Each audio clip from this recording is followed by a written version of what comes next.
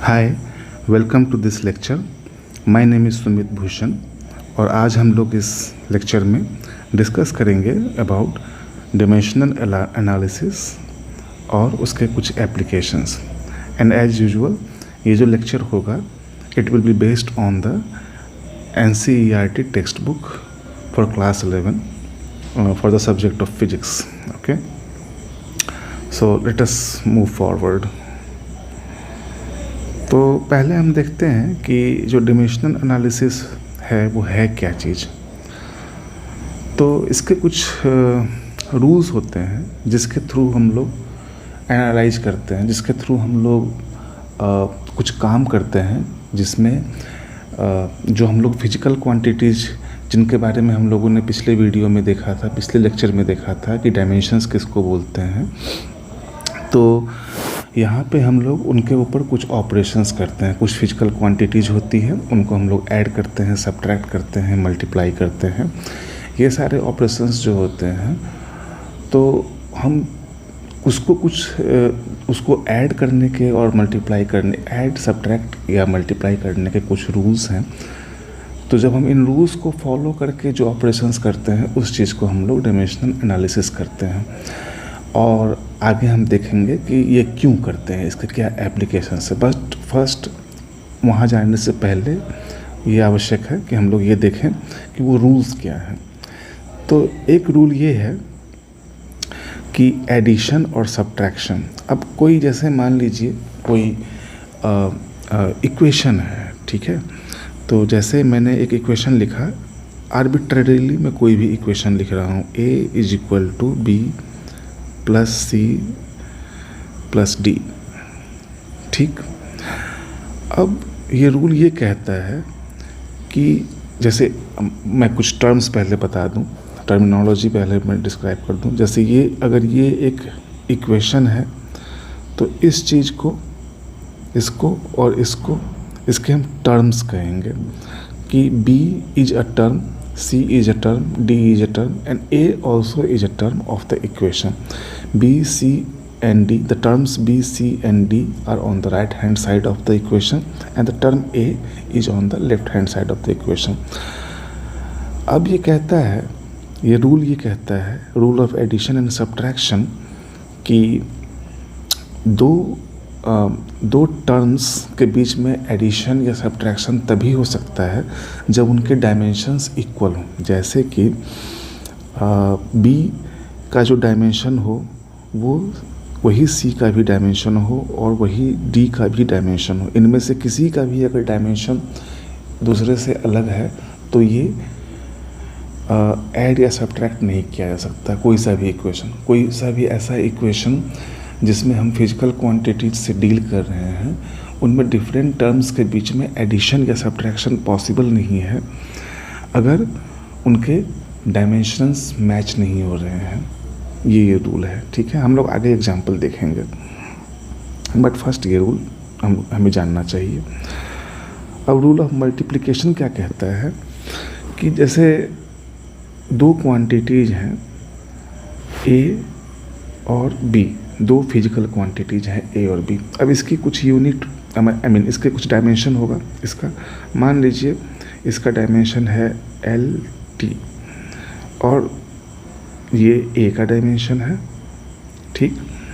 और B का जो डायमेंशन है वो है ML-1, ठीक है। तो अब ये रूल ये कहता है जब हम लोग इन दो क्वांटिटीज़ को मल्टीप्लाई करते हैं आपस में, तो इनके डायमेंशंस को हम लाइक अलजेब्राइक क्वांटिटीज़ ट्रीट करते हैं। मतलब इनके डायमेंशन भी आपस में मल्टीप्लाई होंगे और वो मल्टीप्लिकेशन नॉर्मल अलजेब्रा के रूल्स को फॉलो करेगा। इसका अर्थ ये हुआ कि जब हम ये मल्टीप्लाई करते हैं तो देखिए ये क्या हो जाएगा, LTML-1। अब ये दोनों आपस में कैंसिल हो जाएंगे, तो इसका जो डायमेंशन बचेगा, जो क्वांटिटी AB है, उसका जो डायमेंशन होगा वो सिंपली MT होगा और L ऑफ कोर्स इसका 0 होगा, ठीक है। तो ये रूल है। ये दोनों रूल है जो फंडामेंटल रूल्स हैं डायमेंशनल एनालिसिस के। इसी के बेसिस पे हम लोग आगे बढ़ेंगे। अब ये रूल्स हम लोगों ने एक बार इस्टेब्लिश कर लिया, तो आगे हम लोग देखते हैं कि इसके एप्लीकेशंस क्या है, हम लोग क्यों करते क्यों है डायमेंशनल एनालिसिस। तो प्रिंसिपली इसके दो एप्लीकेशंस हैं। जो पहला है वो मैंने यहाँ लिखा है कि to check the dimensional consistency of equations. और फिजिकल क्वांटिटीज़ के बीच में रिलेशन को इस्टेब्लिश करने वाला कोई इक्वेशन दिया गया है, तो वो इक्वेशन डायमेंशनली कंसिस्टेंट होना चाहिए। ये एक रूल है। अगर इक्वेशन डायमेंशनली कंसिस्टेंट नहीं होगा तो वो इक्वेशन इनकरेक्ट है, ये एक मस्ट है। ठीक है, अब डायमेंशनली कंसिस्टेंट होने का अर्थ क्या होता है? What do we mean when we say that an equation must be dimensionally consistent? तो देखिए, इसका सिंपल सा मीनिंग ये है कि all the terms in an equation must have the same dimensions. जो मैंने ऊपर कहा कि यहाँ जो ये रूल था ये ज़रूर फॉलो होना चाहिए। दूसरा कि मतलब ए का भी जो डायमेंशन, मतलब quantity, the dimension of the physical quantity on the left hand side of an equation must be the same as the dimension of the physical quantity on the right hand side of the equation. ठीक है, और सारे terms का भी आपस में dimension same होना चाहिए। इस प्रिंसिपल को हम लोग कहते हैं principle of homogeneity of dimensions. ठीक है, इसको हम लोगों को याद रखना होगा। एग्जाम्पल के लिए हम लोग आगे देखेंगे, जब हम लोग मोशन पढ़ेंगे, काइनेमेटिक्स पढ़ेंगे, तब हम लोग देखेंगे कि ये एक फार्मूला हम लोग एनकाउंटर करेंगे। अभी ये फार्मूला कैसे आया नहीं आया ये हमारा कंसर्न नहीं है, बस ये मान लीजिए कि ये फार्मूला है। अब इस फार्मूला में कुछ क्वांटिटीज़ हैं, x है, x0 है, v0 है, t है और a है। ठीक है, तो मैं एक बार बता देता हूँ कि ये क्वांटिटीज़ क्या है। हम लोग आगे इस फार्मूला को एक्चुअली में डिराइव भी करेंगे, इसके एप्लीकेशंस भी हम लोग देखेंगे, but for now let me just tell you कि ये क्वांटिटीज़ हैं क्या। तो x जो है वो एक पोजीशन है ना, at certain time t। x0 भी एक पोजीशन है at some initial time. v0 क्या है? एक स्पीड है। इस केस में ये एक्स डायरेक्शन की स्पीड है, बट हमें उससे मतलब नहीं है, बस सिंपली समझिए कि एक स्पीड है। और t ऑफ कोर्स टाइम है। और a जो है वो एक्सेलरेशन है। ठीक है, यहाँ ये बताना आवश्यक था, अदरवाइज हम लोग अपने जो हम लोग टॉपिक डिस्कस कर रहे हैं वो हम लोग डिस्कस नहीं कर पाते।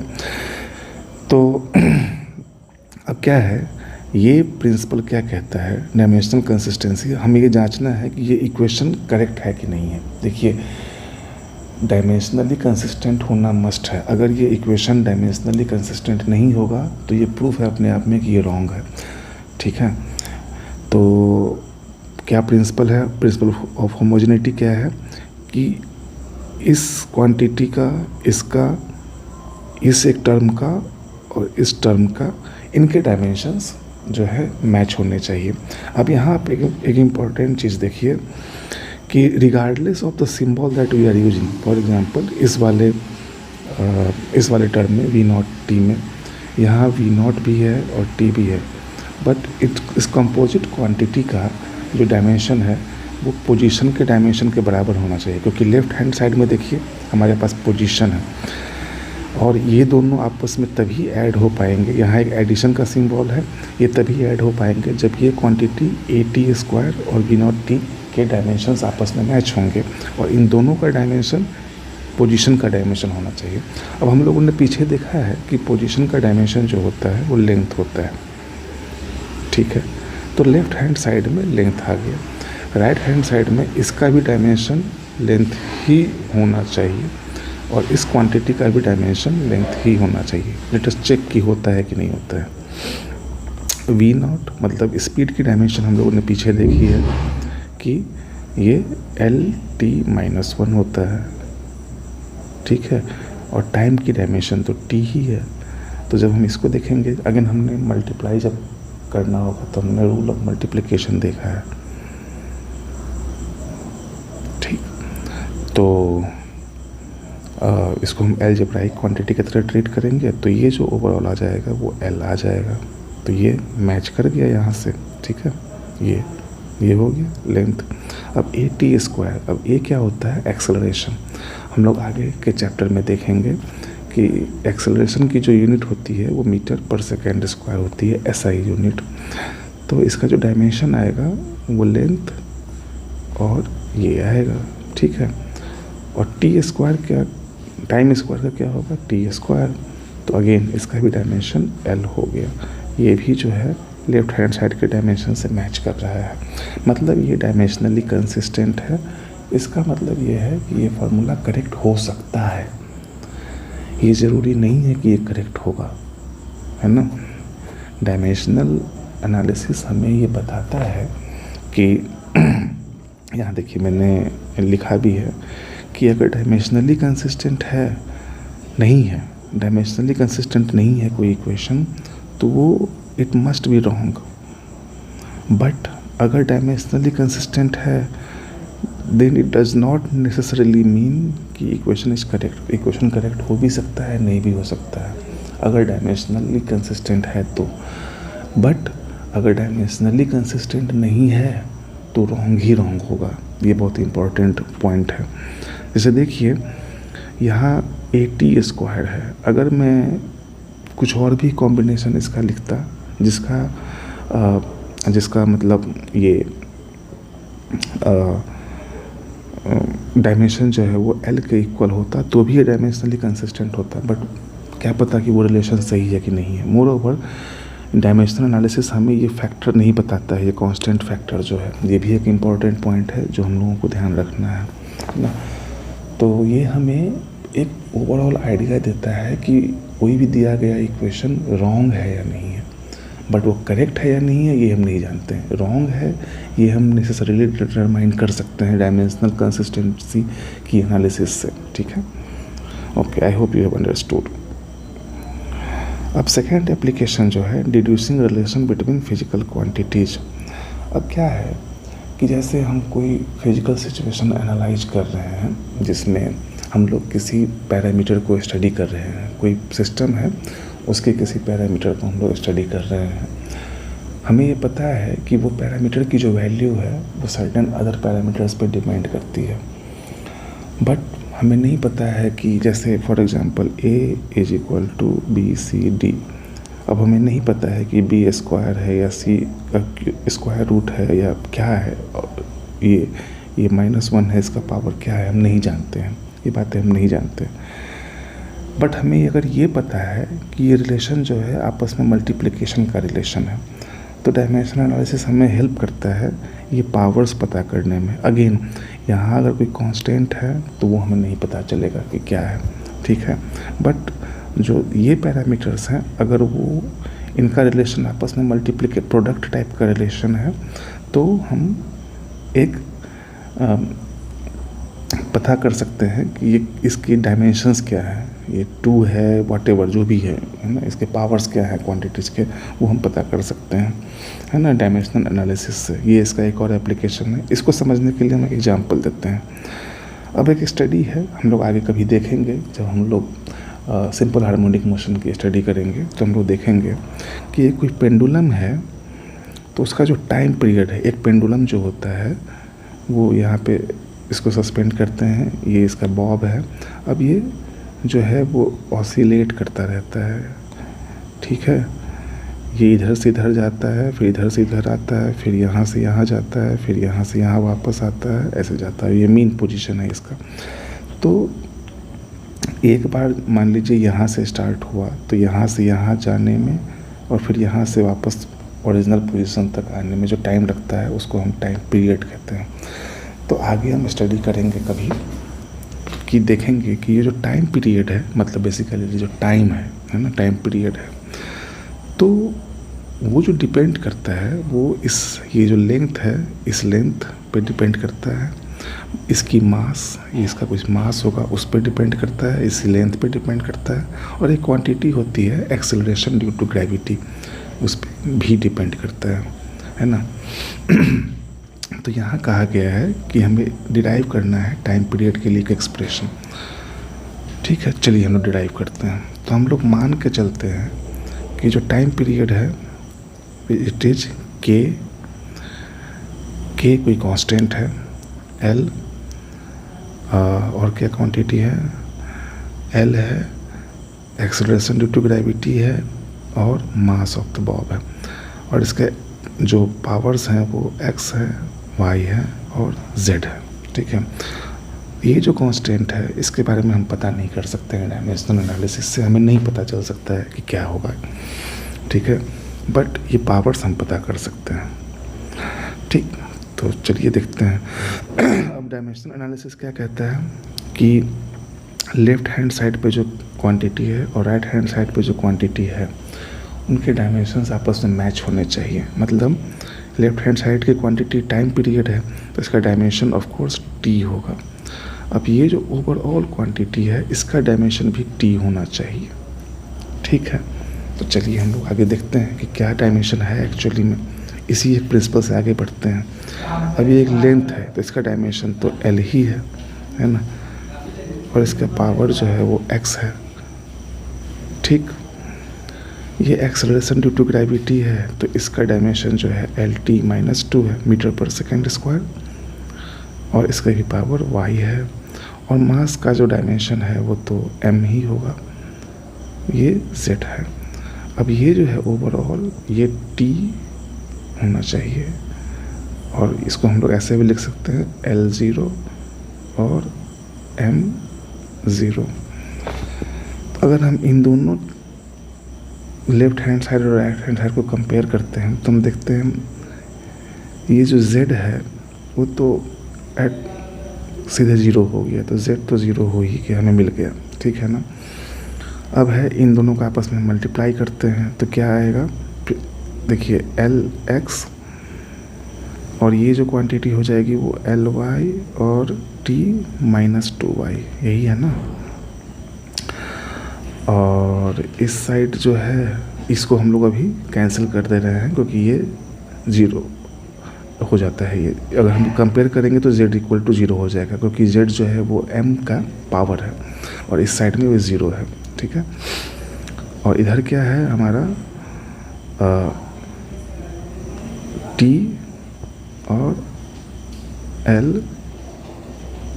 0 है, T का 1 है। ठीक, तो ओके, अब ये क्या होगा L x plus y T minus 2y equal to T1 L0। ठीक, अब ये जो है ये हो जाएगा therefore x plus y equal to, यहाँ हमने z इक्वल टू 0 पहले फाइंड आउट कर लिया है, तो x plus y is equal to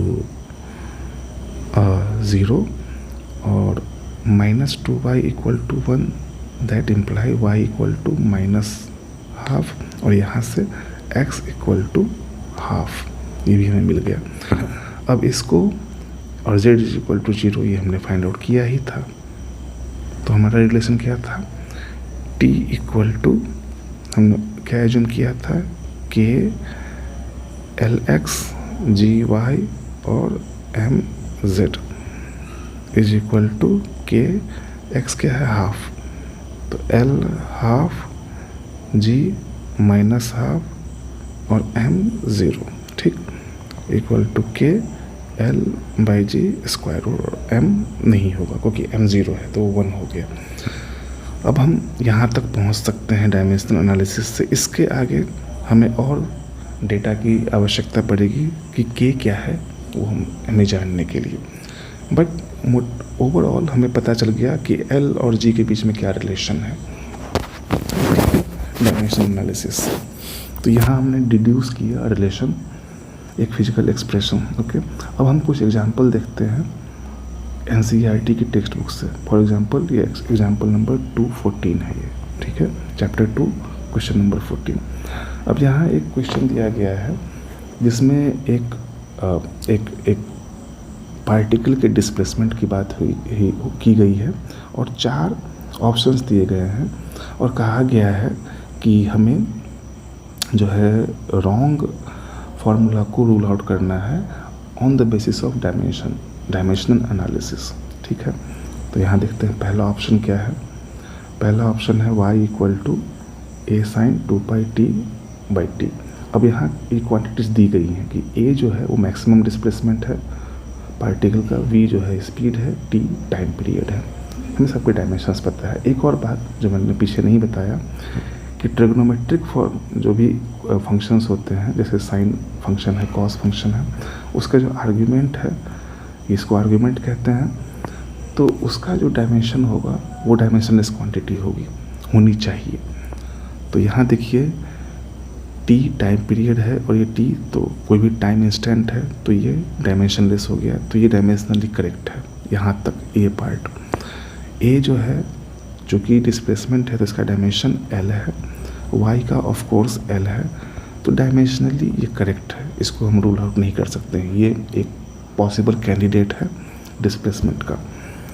यहाँ देखते हैं, अब हमें पहले ये चेक करना है कि ये साइन का जो आर्ग्यूमेंट है डायमेंशनलेस है कि नहीं है। v की डायमेंशन होती है lt -1 और t की डायमेंशन होती है t, तो इसका डायमेंशन जो है वो आ गया l, मतलब इसका डायमेंशन है, डायमेंशनलेस नहीं है, तो इसको हम रूल आउट करेंगे। ये रूल आउट हो जाएगा, ये नहीं है, ये रॉन्ग फार्मूला है डेफिनेटली। इसको हमने रूल आउट नहीं किया है, बट हम ये नहीं कह रहे हैं कि ये करेक्ट ही है, बट ये